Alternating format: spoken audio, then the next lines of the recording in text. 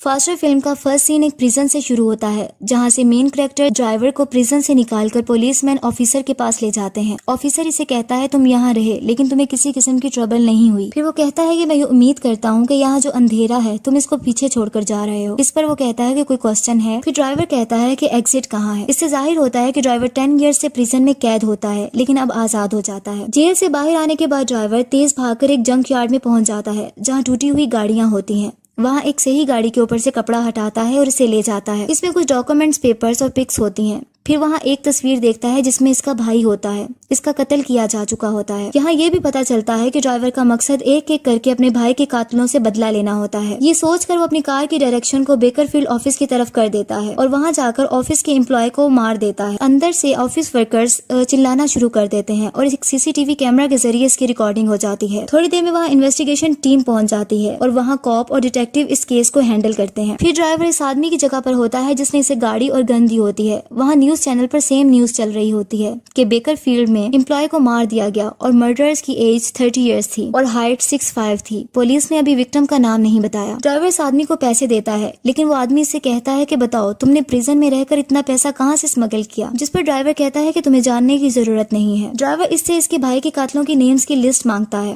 और फिर वो उससे आदमी से पैसों की और डिमांड करता है और ये कहता है कि मुझे ये लिस्ट हासिल करने में 10 इयर्स लगे हैं। ड्राइवर हाइपर हो जाता है और वो आदमी डर कर नेम लिस्ट को ड्राइवर को दे देता है। घर दिखाया जाता है जहाँ एक न्यू कैरेक्टर सामने आता है। वो किलर होता है। शुरू में वो एक्सरसाइज करता हुआ दिखाया जाता है। यहाँ से पता चलता है कि इसने बहुत से चैलेंजेस को एक्सेप्ट किया है और विन भी किया होता है। वहाँ इसकी दोस्त लिली भी होती है। किलर इसको कहता है कि मूव ऑन करने का टाइम है। इसके बाद किलर को कॉल आती है और इसे कहा जाता है कि तुम्हारे लिए एक क्लाइंट है, क्योंकि तुम चैलेंजेस को पसंद करते हो। तुम्हें लोकेशन के बारे में बता दिया जाएगा। ये क्लाइंट सोचता है कि वो टारगेट इसके पीछे है और इसे मारना चाहता है और वो कहता है कि काम जितनी जल्दी हो सके करो। ये इस किलर को ड्राइवर का कत्ल करने के लिए कहा जाता है और इसके बाद ड्राइवर की पिक किलर के मोबाइल में भेज दी जाती है। किलर अपनी गन्स को लेकर अपनी गाड़ी में चला जाता है। ड्राइवर को दिखाया जाता है कि ड्राइवर लिस्ट में लिखे हुए नाम को, जो कि टिसन ओल्ड मैन होता है, उसकी तरफ जाता है और उसकी बिल्डिंग पे पास जाकर गाड़ी को रोक देता है, जबकि किलर भी लोकेशन को आइडेंटिफाई करके वहाँ पहुँच जाता है। जैसे ही किलर ड्राइवर को अंदर जाता देखता है तो वो भी इसका पीछा करता है। ड्राइवर अपने भाई की डेथ का जहन मिलाकर शदीद गुस्से में आ जाता है और अपने गन के साथ रूम में एंटर होकर इस बूढ़े आदमी टिसन के फोरहेड पर गोली मारकर इसका भी कत्ल कर देता है। किलर वहाँ पहुँचते ही ड्राइवर पर गोली चलाने लगता है कि एक छोटी सी बच्ची सामने आ जाती है। ड्राइवर इस बच्ची की वजह से परेशान हो जाता है, लेकिन इसकी जान बचाने के लिए इसे एक तरफ पुश कर देता है और इसके बाद किलर पर फायरिंग शुरू कर देता है और जल्दी से गाड़ी में निकल जाता है। किलर उसे नहीं मार सकता। उसी तरफ फीमेल डिटेक्टिव और कॉप को ओल्ड वीडियो दिखाती है जिसमें शूटर ड्राइवर के भाई का मर्डर किया गया होता है। अब ये दोनों ड्राइवर के पास को डिस्कवर करते हैं और इन्हें पता चलता है कि ड्राइवर के साथ धोखा हुआ था और ये अकेला है, इसका कोई गैंग नहीं है। इसके बाद बैंक रॉबरी की वीडियो दिखाई जाती है कि कैसे ड्राइवर के भाई ने बैंक रॉबरी के बाद अपने साथियों को ड्राइवर की गाड़ी में बिठा लिया था। उसके बाद दूसरे गैंग ने इसे पकड़ लिया था और तो दूसरे गैंग ने इनसे पैसे मांगे थे और पैसों का पूछा था। ड्राइवर इनसे रिक्वेस्ट करता है कि तुम मेरे भाई को शूट नहीं करो। ड्राइवर का भाई इसको कहता रहता है कि इन्हें कुछ नहीं बताना, लेकिन ड्राइवर अपने भाई की फिक्र करते हुए बता देता है कि पैसा किचन के फ्लोरबोर्ड के नीचे है। इसके बावजूद ड्राइवर के भाई की गर्दन को काट कर कत्ल कर दिया जाता है। ड्राइवर जोर जोर से नो कहकर चिल्लाता है, लेकिन कुछ नहीं कर पाता। इसका भाई इसके सामने जान दे देता है, जबकि इनमें से ओल्ड मैन टिसन वीडियो बनाता है और उसको कहता है कि स्माइल करो कैमरा के सामने। ड्राइवर से गुस्से में कहता है कि मैं तुम सबको मार दूंगा। डिटेक्टिव कहती है कि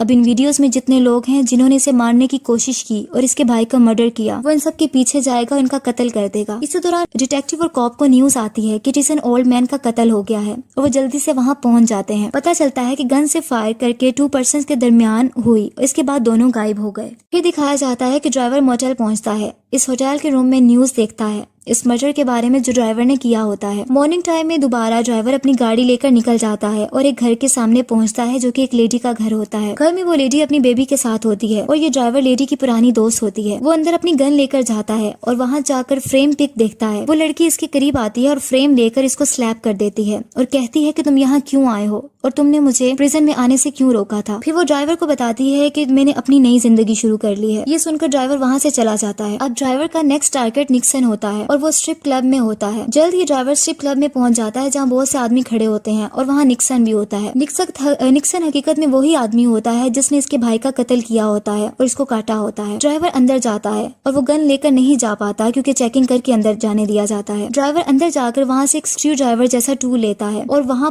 पहुंच जाता है जहाँ निक्सन होता है और निक्सन इसे देखकर कहता है मैं एक्सपेक्ट कर रहा था कि तुम यहाँ आओगे। वो आदमी ड्राइवर को देखकर पहले डर जाता है लेकिन अपना नाइफ फिर निकाल लेता है ताकि ड्राइवर को मार सके। दोनों की फाइट शुरू हो जाती है। इसके बाद ड्राइवर अपने टूल को इसमें स्टैब कर देता है जिससे वो बहुत ज्यादा जख्मी हो जाता है। ड्राइवर को लगता है कि निक्सन मर गया है लेकिन अभी भी निक्सन जिंदा होता है। ड्राइवर के जाने के बाद इसको हॉस्पिटल ले जाते हैं।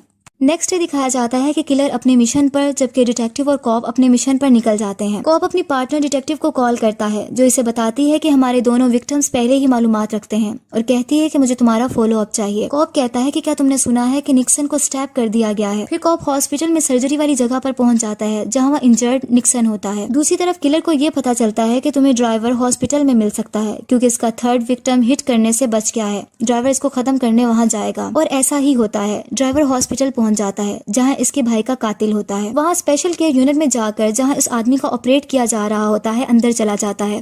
नर्सिस और डॉक्टर्स डर जाते हैं। ड्राइवर अपनी गन निकाल लेता है और इस आदमी पर फायरिंग शुरू करके इसे जान से मार देता है और वहाँ से निकल जाता है। गन की आवाज सुनकर वहाँ के सब लोग डिस्पर्स हो जाते हैं और वहाँ कॉप अलर्ट हो जाता है और अपनी गन लेकर इसके पीछे जाता है और आखिर इस पर फायरिंग शुरू कर देता है। बहुत ज्यादा फायरिंग होती है। ड्राइवर अपना डिफेंड करता है लेकिन कॉप आगे बढ़ता है कि अचानक ड्राइवर सामने आकर गन दिखाता है। डर से कॉप की गन नीचे गिर जाती है और वो घुटनों के बल बैठ जाता है और आंखें बंद कर लेता है। लेकिन ड्राइवर इस पर गन नहीं चलाता क्योंकि वो उसका बैज देख लेता है क्योंकि इसके प्लान का ये पार्ट नहीं होता। जबकि वो कॉप आंखें खोलता है तो वहाँ ड्राइवर नहीं होता, वो जा चुका होता है। ड्राइवर जल्दी से अपनी गाड़ी में स्पीड से चला जाता है। फिर पता चलता है कि किलर इसका पीछा कर रहा है। ड्राइवर का पीछा होता है और किलर अपनी कार में बहुत स्पीड से इस कार का पीछा करता है। आखिर दोनों कार्स एक जगह रुक जाती हैं। ड्राइवर किलर की कार व्हील पर फायर कर देता है जबकि किलर ड्राइवर पर फायर करता है जिससे इसकी नेक पर बुलेट लग जाती है और खून बहता है। ड्राइवर जल्दी से अपनी कार को स्पीड से ले जाता है। किलर को कॉल आती है जिसमें एक आदमी कहता है कि क्लाइंट ये काम करने जल्दी चाहता था और ये चाहता है कि तुम अगर ये नहीं करना चाहते तो नहीं करो। जिस पर किलर कहता है कि नहीं, मैं ये काम करना चाहता हूँ। अब ड्राइवर को शूट किया जा चुका होता है गर्दन पर, उसका खून बह रहा होता है। वो इस जख्म के साथ एक घर में पहुंचता है जो कि इसकी मदर का घर होता है और वहाँ अपने फादर को तलाश करता है। फिर उसे पता चलता है कि 3 या 4 साल पहले ही इसका फादर मर चुका है। उसके बाद वो उसकी मदर जो उसकी माँ होती है वो इसकी नेक पर गन शॉट के वंड पर स्टिच करती है और पूछती है कि तुम प्रिजन से कब बाहर आए हो, जिस पर ड्राइवर बताता है कपल ऑफ डेज। उसके बाद ये भी बताया जाता है ड्राइवर यहाँ अपने फादर का कत्ल करने आता है। इसकी माँ कहती है कि अगर तुम सोच सकते हो कि एक बाप अपने बेटे का मर्डर करवा सकता है, वो तुम्हारे भाई से बहुत प्यार करता था और ये सच है, तुम्हारी गलती भी नहीं। मैं सॉरी करती हूँ कि मैं तुम्हें प्रोटेक्ट नहीं कर सकी। और वो रोने लगती है। फिर ड्राइवर कहता है कि मेरा भाई सिर्फ अकेला था जो मेरा ख्याल रखता था। इसकी मदर कहती है कि फिर इसने तुम्हें इस काम में क्यों डाला, तुमको इसका हिस्सा क्यों बने। ड्राइवर कहता है कि जब इसका ड्राइवर गिर गया, मैं अपनी मर्जी से गया, इसने इस गलत लोगों से पैसे लिए हुए थे, उसे मेरी जरूरत थी। ये कहकर वो चला जाता है। नेक्स्ट डे ड्राइवर अपनी गाड़ी रोड साइड पर रोक लेता है और रेडियो सुनता है जिसमें एक आदमी बोल रहा होता है कि नफरत तुम्हारे गर्दन के इर्द गिर्द एक चेन की तरह है जो तुम्हें वहाँ ले जाती है जहाँ तुम नहीं जाना चाहते। ये तुम्हें अंधेरों और तन्हाइयों में ले जाती है। तुम इस नफरत के गुलाम बन जाते हो और ये सिर्फ तुम्हें तुम्हारी बर्बादी की तरफ ले जाती है। तुम्हें लाजमी इससे आजाद होना है। अब पता चलता है कि आखिरी आदमी ट्रैवलिंग एवेंजलिस्ट अलेक्जेंडर होता है। ड्राइवर इसको रेडियो में सुनता है और वो जहाँ सरमन दे रहा होता है वहाँ पहुँच जाता है। जहाँ वो जाता है, एवेंजलिस्ट इसे देखता है और उसे पहचान लेता है। एवेंजलिस्ट और ड्राइवर ओपन एरिया में आ जाते हैं और एक दूसरे से बात करते हैं। एवेंजलिस्ट बताता है, उसको हकीकत बताने लगता है और कहता है कि जहाँ तुम्हारे भाई का मर्डर हुआ था, बस मैं डोर को गार्ड कर रहा था, लेकिन जब इन्होंने इस लड़के का गला काटा तो मैं नो कहकर चिल्लाया था। ड्राइवर कहता है जिस लड़के को इन्होंने मारा था वो मेरा भाई था। वो आदमी कहता है कि मैं इसको वापस नहीं ला सकता, लेकिन दिल में मेरे बहुत अफसोस है। फिर वो कहता है मैंने अपनी जिंदगी में क्रिएटर के लिए वक्फ कर दी है। मैं जानता हूँ कि शैतान ने तुम्हारे दिल को ट्विस्ट कर दिया है बदले से और नफरत से। फिर वो कहता है कि क्रिएटर मेहरबान है, वो तुम्हारी रूह में देख सकता है। ड्राइवर कहता है कि तुम्हारा सरमन ओवर हो गया। सरमनर जो इवेंजलिस्ट होता है वो इससे माफी मांगता है, लेकिन ड्राइवर कहता है कि मैं माफ नहीं कर सकता। ड्राइवर आसमान पर परिंदों को उड़ते हुए देखता है जबकि इवेंजलिस्ट मुसलसल दुआएं कर रहा होता है। उसके बाद ड्राइवर फायर करता है, लेकिन वो फायर हवा में होती है, वो इसको नहीं मारता और उसे कहता है कि अपनी फैमिली में वापस चले जाओ। इससे पता चलता है कि इवेंजलिस्ट की जान बच गई है और उसे माफ कर दिया जाता है। फिर ड्राइवर चर्च में अपने भाई की तस्वीर को देखता है और पिस्टल के साथ टेबल पर रख देता है। किलर थोड़ी देर में वहाँ पहुंच जाता है और ड्राइवर को गन पॉइंट पर रखता है और इस तरह को वहाँ से अभी बाहर से गुजरता है और वो दोनों की कार्स को देखता है, किलर्स की और ड्राइवर की। उसके बाद उसे डिटेक्टिव की कॉल आती है और वो उसे बताता है कि दोनों यहाँ हैं और वो हैरान हो जाती है। डिटेक्टिव कहती है कि इसका वेट करने का बोलती है, लेकिन वो कहता है कि मैं फ्लो के साथ चलना चाहता हूँ और अपनी पिस्टल लेकर वो भी चर्च के अंदर जाने लगता है। अंदर किलर ड्राइवर को कह रहा होता है, मैं तुम्हें काफी दिनों से मारने की कोशिश कर रहा हूँ और तुम मेरे अगेंस्ट कुछ नहीं करना चाह रहे। मुझे लगता है तुम मुझे सीरियस नहीं ले रहे हो। ड्राइवर पूछता है कि तुम मुझसे क्या चाहते हो, तो वो कहता है प्रोफेशनल कर्टिसी। वो कहता है कि तुम गन उठाओ ताकि हम टेस्ट ऑफ स्किल कर सकें, लेकिन ड्राइवर मना कर देता है। ड्राइवर कहता है तुम्हें इश्यूज हैं। किलर इससे ड्राइवर की गन को उठाता है और उसे मारने लगता है और ये बात करता है, जिसने मुझे हायर किया है वो अभी तक जिंदा है। तुम बात करते हो और तुम समझते हो कि तुमने अपना काम कर दिया है। उसी दौरान कॉप वहाँ पहुंच जाता है और किलर को ड्रॉप द गन बोलता है और ये भी बोलता है कि हिलना नहीं। इसी तरह किलर पिस्टल चेयर पर रख देता है, लेकिन कॉप ड्राइवर की हेड पर शूट कर देता है। किलर कॉप को कहता है तुम वो आदमी हो जिसने मुझे हायर किया था ड्राइवर को मारने के लिए, और तुमने मुझे क्यों हायर किया था। कॉप कहता है जब तुम इसको नहीं मारा तो मैं इन्वॉल्व हो गया इससे कि वो मेरे पास आता और मुझे मार देता। किलर कहता है तुम तो इसकी लिस्ट में थे ही नहीं। इस पर वो कॉप कहता है कि मुझे पता है, जब इसने मुझे हॉस्पिटल में देखा था तो इसने मुझे नहीं मारा था। फिर वो बताता है कि इसके भाई की दोस्त ही थी जो मुझ तक इन्फॉर्मेशन पहुंचा रही थी और वो मेरी वाइफ है। ये वही आदमी होता है जिसने पहले भी ड्राइवर के हेड पर शूट किया होता है। किलर बाहर चला जाता है। जब उसको पैसे दिए जाने लगते हैं कॉप की तरफ से तो किलर नहीं लेता और कहता है कि मुझे दोबारा कॉन्टेक्ट करने की कोशिश नहीं करना और चला जाता है। इसी तरह डिटेक्टिव इस लिस्ट को देखती है जिसमें मर्डर्स के नाम होते हैं और तस्वीरें होती हैं। गौर से वहाँ वो कॉप की भी पिक होती है और वो हैरान हो जाती है और वो एक ऑफिस मेंबर को कहती है कि ये केस को फ्लिप नहीं करना।